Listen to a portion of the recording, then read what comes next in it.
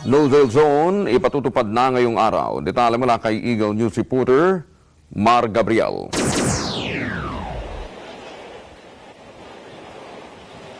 Yes, Angelo, seryoso ang pamunuan ng Armed Forces of the Philippines na ipatupad ang no-sail at no-fly zone bilang bahagi nga ng seguridad ng APEC Summit.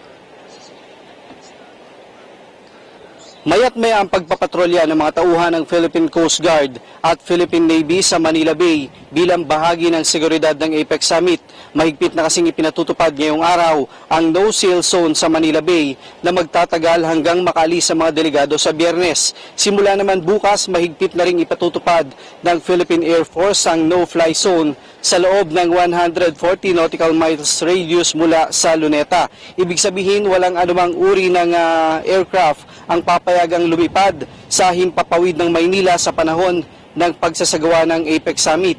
Maging ang mga drone at iba pang bagay na lumilipad, bawal din sa loob ng 140 nautical miles radius. Bilang bahagi ng pagpapatupad nito, inihanda na ng Philippine Air Force ang kanilang mga aircraft o kanilang mga anti-aircraft at iba pang air assets ng Air Force. Mayat maya na rin daw ang isinasagawa nilang air patrol sa labas ng no-fly zone, partikular na sa bahagi ng Laguna at Cavite. Ang sino bang lalabag dito ay hahabulin at haharangin daw ng Air Force, pero kung hindi raw magpapapigil ay nakahanda raw sila na pabagsakin ito. Nilinaw naman ng AFP Angelo na hindi buong araw yung pagpapatupad ng no-fly zone dahil magkakaroon daw ng window hours para dito.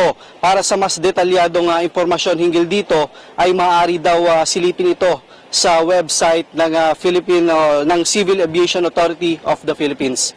Yan muna ang latest mula pa rin dito sa Pasay City. Balik muna sa inyo.